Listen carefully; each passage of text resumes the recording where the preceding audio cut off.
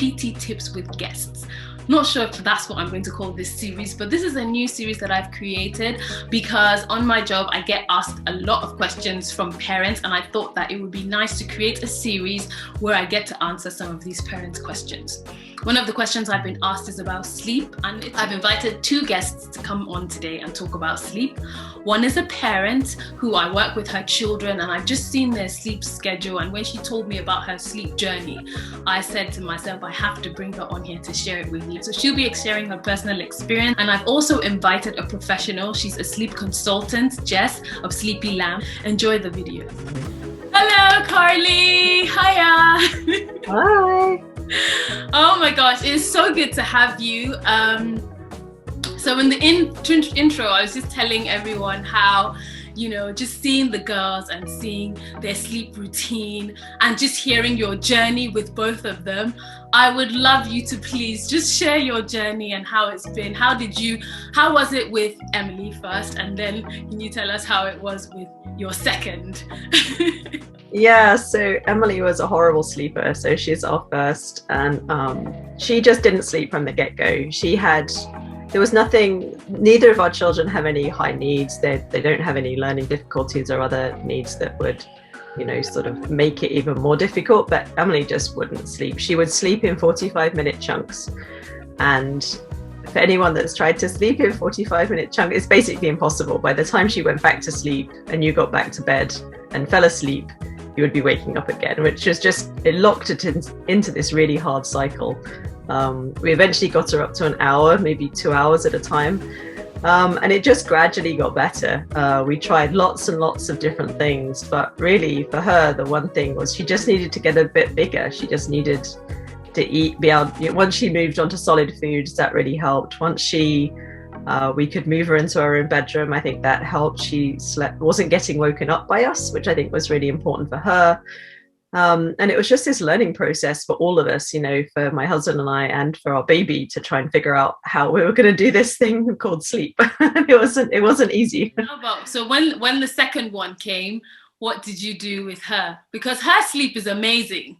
Yeah, she sleeps really well. So I think it was a little bit of learning from the first. It was a little bit of being more confident, not rushing in the moment I heard her squawk, thinking, yeah, that's not a real cry, by the time you get to being a second round parent. But the big thing was just being a bit more selfish. So we already had, Emily was 3 at the time, and I just couldn't be that sleep deprived again. We couldn't look after a toddler during the day and be up all night and everyone survived. That wasn't viable. So I think it sort of helped that we had to get Sophie's sleep into a good place quickly if we could, even though maybe it meant that, we weren't as lenient in our way of parenting with Sophie. But she really didn't take a lot, and she was just a better sleeper. I think some kids are just better than others for whatever reason, and maybe it was us, and maybe it was a bit of her, and it came together pretty well in the end. But there was something I was very nervous going into, because we'd had this one sleep nightmare child, and I thought that's what all children must, or at least all of our children, were ever going to be like, because that's what our first child was like. And so it was very welcomed that Sophie was naturally a better sleeper. So some people have been asking a few questions about sleep. I was wondering if you could help them out.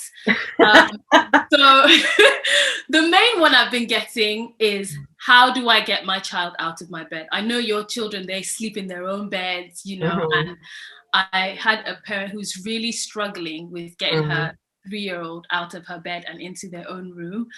Would you have any advice to give to her? So I think it depends on the age you're trying to do the transitions. So we did ours quite early. So our goal was always to keep our bed for us. We never slept very well if there was another human being in our bed, even our kids. And I know co-sleeping works well for a lot of people, but that just wasn't us. So for our movement, we had a cot next to the bed, one of the bassinets next to the bed. And then we transitioned them at the time. So at about sort of just less than a year, maybe something like 8 or 9 months, when they started to be too big for the bassinet, we started doing nap times in the cot. So not going to nighttime yet, but just playing in that room and making that room a really familiar, happy place. So not about bedtime all the time, but doing nappy changes and doing just game time and doing, clothes changes and then naps in that room. So it wasn't a room that just was never used and before they started sleeping in it. And then we started just doing, and then when we sort of had solid naps in that room, then we transitioned to nighttime. So for 3-year-olds, it's going to be harder because they're going to be able to move around. They're going to be able to probably get out of the cot. They might be even in their own toddler bed. And that is more difficult. And when we moved Emily into a toddler bed, our oldest, she did come into our room a lot. And then it just became a couple of things. It became consistency. If she came into our room, we put her back in our own room every night, even though it would have been much easier to just let her come in. But we knew that we wanted to have that firm boundary of our bed's our bed and your bed is your bed. So we would consistently take her back, maybe if she was upset, give her a little bit of cuddle or whatever, but she would end up back in her own bed. And trying to get her excited about being in her own bed, trying to make that room exciting for her, somewhere that was conducive to sleep, making sure she had a comfy mattress, making sure that the room was dark, that it was quiet, that, she had a white noise, she had her stuffies, cuddly toys, and just making it this experience whereby, putting her back to bed was this something she became used to. It wasn't a punishment. It wasn't that no longer she was with mummy and daddy. And a few nights to begin with, we were sleeping on the floor. We would, okay, you're in your bed and that's where you need to be, but you're missing us and we get that. So we're just going to crash here. And I'm not to say that's a good idea. I was heavily pregnant at the time, and sleeping on the floor if you're heavily pregnant, not so much with the fun. But we just knew that she needed to be sleeping consistently in her own bed so that we could reclaim our space ahead of having the next baby. So it was just a process, and it didn't come easy, and there's no magic like, oh, we did this and all of a sudden the magic happened. It was just really that consistent story of both of us being on board. This is our space and we need to, protect that and also protect her sleep. She's going to sleep better if she's in her own room. We have to get up to go to work, or at least we did at the time. And, she's just going to be able to have a much better night's sleep if she's in her own bed and stays there. So it was definitely hard won. There was no magic bullet, but I think consistency and trying to make her excited, lots of bribes. We weren't above stickers.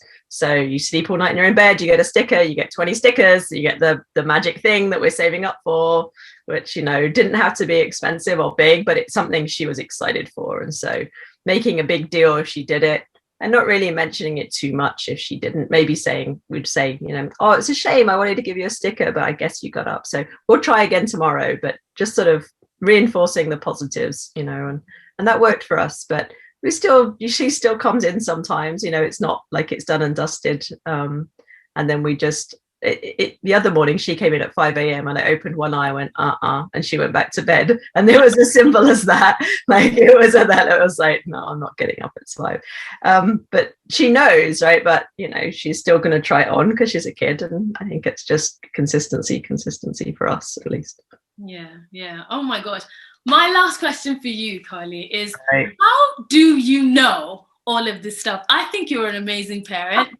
And how do you know the stuff that you know? Like, how? Because we got it wrong 100 million times, right? You quickly learn, like, if you do this, your child blows up. If you do this, your child is quite happy with the situation. Like, let's do it this way again. And then, right? Every day, every minute has its own challenges. And you just learn by getting it wrong. And I've been trying to read up a little bit on parenting. There are lots of people that have parented before me, and there are some good books and tips that I've been drawing on. And so there is some good literature out there, and picking what you like and sort of sits with your own way of parenting is helpful too. You don't always need to reinvent the wheel, but there's a lot of getting it wrong. And listening to that when you've got it wrong, just going, okay, that didn't work. What's next? And so I'm a scientist at heart, and I think it's all about the scientific method, right? If you did something, you don't get the answer you want, you try something else, and then you try something else. Exactly. Just experimenting on my children, basically. I say I do that too. I like to call myself the early years scientist. There you go. In the classroom, I'm like, okay, that didn't work. You tend to know the ones that didn't work pretty quick. Carly, thank you so much for doing this. I really appreciate it. Thank you for the opportunity. It was fun to chat. Good luck. Bye. Bye.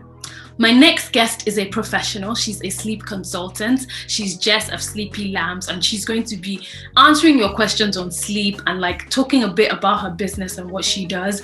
And so that if you have any other questions or you even want to work with her, you can reach her yourself. I'll put all her information in the description box. And guess what? If you're watching this video, you get a discount on one of her packages. So contact her if you're having serious trouble with sleep. And yeah. Hello, Jess. How are you? Hi, I am very well, thanks. How are you? I'm good. It's so good to have you here. Before you came on, I was just telling everyone about you and how you are a sleep consultant. I would love to know how that even came about. Like, what's the story? How did you discover that? Well, I had a daughter that didn't sleep at all. So she didn't sleep, and I'm a single mum. So I kind of, when it got to the point where she was waking up every 45 minutes, I needed help, guidance, something. So I went online and Googled sleep consultants, and I wanted to I didn't want to do the cry out methods. I tried it. 5 minutes was the longest I could leave her. So I needed to think, that there must be other ways than just leaving your child to cry. So I found a sleep consultant, and she was wonderful. And within 5 days of her help and guidance, my daughter was sleeping through the night. Wow. It was wonderful. And she had also been taking 2 hours to get to sleep. And by the day 7, I put her in her bed, and she looked at me and said, "Night, mummy." And I walked out of the room, and that was it until morning. So I thought I had been helped so much by this sleep consultant that I wanted to do a lot of research and possibly become a sleep consultant myself, not only for my own benefit with my daughter, but be able to give people the chance to get some sleep, to give them the advice that I had been giving. So I did that, and I found this wonderful course, and it's a holistic, gentle sleep course. And we studied the sleep science and emotional well-being, and we look into the routine and the kind of, the daily structure, the bedtimes routines, nap wake windows, all of that before we go into any sort of sleep training. Because, sometimes it's the tiniest tweak in the day, like the nap is starting too late or starting too early or going on for too long. And if that is changed, then sometimes the nights, are better. So yes, it's very important that it's not leaving your child to cry, basically. That's beautiful. What is like consultation with you like? Like, what does it entail? Well, first of all, I do a 15-minute discovery call, which is free. And so I explain what I do and kind of get to know slightly more about what the family's needs are. Then if the family decide that they'd like my help, I've got different packages, different lengths of packages, which can also be discussed because it varies on how severe the sleep situation is. I then give a 90-minute call, and that's after there's an app, and you would put 3 to 4 days of your entire routine into the app, and I'm on the app, so every time, the minute anything is put in, I receive all the data, which saves people from having to write things down and then email me and all of that. So it's completely instant. After that, yes, then there's a 90-minute phone call where we discuss everything. And it's better with if there are two parents, it's better to have both of the parents there with me, because everyone has different ideas. And it just makes it easier, and everyone can talk through all of their ideas and, you know, how they want the end result to be. Absolutely. I've got some parents with newborns saying things is always the child doesn't sleep at night. They sleep during the day, and then at night when they're supposed to be sleeping, they're not sleeping. And like, should I stop them from sleeping during the day so that I can get some sleep at night? So, you know, I have some parents saying that they delay sleep. They're like, no, don't sleep, wake up, pinching the baby just so that they can get some sleep at night. What kind of things could parents do in that situation? Well, with newborns, what you have to remember is that they are still in the 4th trimester. So they do still need you, and they need that comfort and attachment. So the routine that I suggest is called the EASY routine, and it's eat, activity, sleep, you time. And it's, you know, it's very simple. You will feed your child. While you're feeding, you give as much communication as possible. You give as much daylight as possible. If you can feed outside in the sunshine, if not by a window, and try and keep them awake as much as you can. Obviously they need their sleep, because they're newborns, and, you know, newborns still need a lot of sleep. But as long as you have a structure of eat, activity, sleep, and then it is very important to have time for yourself. And I know as a new mother, you think, oh gosh, but, you know, even if it's just, you know, 5 minutes just to walk around the garden, you know, just to kind of take a breath, because, you know, if you're getting stressed out, the newborn baby can sense it, and having a structure for you as well as them is very important. Also, to help with their circadian rhythm, because it's the opposite when they're born. You need to if possible, wake them up at the same time every day. And the first thing, go outside, give them some sunshine, and then put them to bed at the same time every night. And this will help. And, you know, you can do it as gentle as possible. They're newborns, you know, they do love a schedule, but, you know, they still need you, basically. So I think waking up at the same time every day, going to sleep at the same time every day, have the structure of eat, activity, sleep, you time, and just see how it goes from there. Okay, so someone had asked, when is the right time to take the baby from the bassinet to their own cot or whatever? When is the right time to take them out of your room, basically? And a follow-up question was, like, for a 3-year-old who still comes to mom's room every now and then, every night, how do you get them to just stay in their bed? So one about transitioning them to their room, and then the other about stopping the child from coming and going to your room every night. So transitioning to their room, there is no time. It's when you're ready. When you're ready, when your child's ready, there's not a time say, oh, they're 3, now they should be in their own room.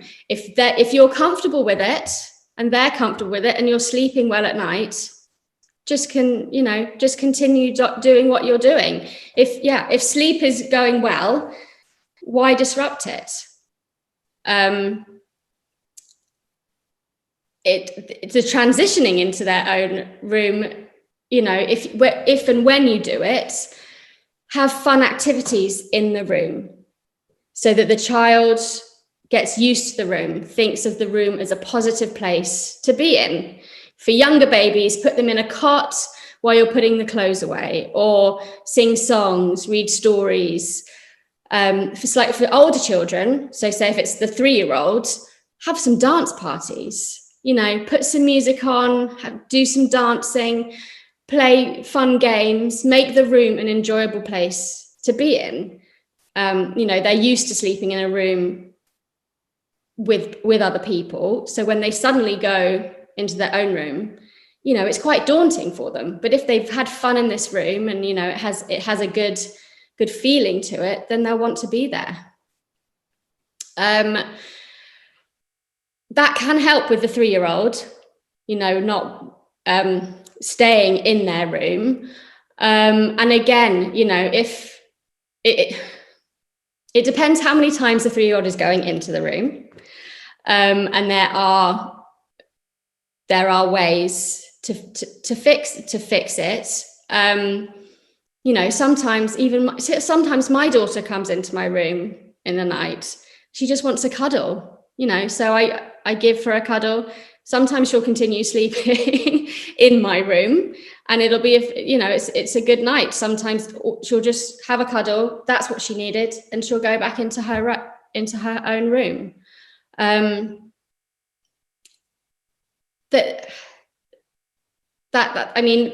It also depends on the reasons why she's getting out. There could be lots of different reasons, but try and find out from her, have a discussion with her, find out from her what her reasons are for doing this.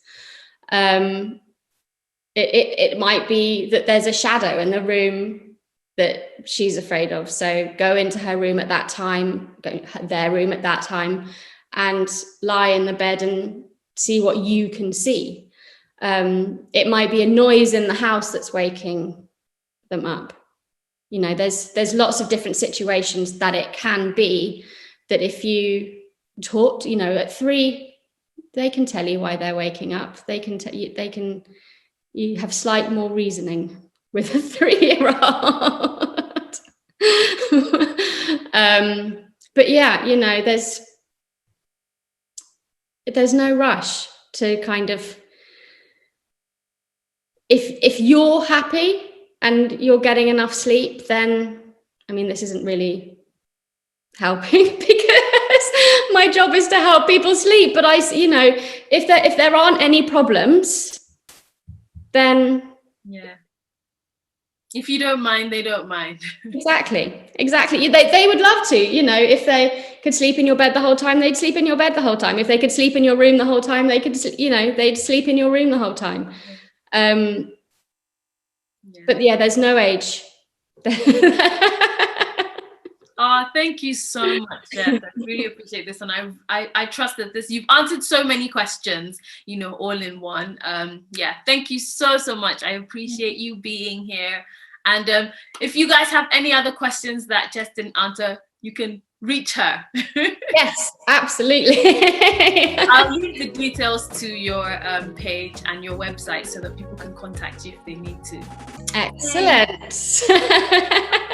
Bye. Bye.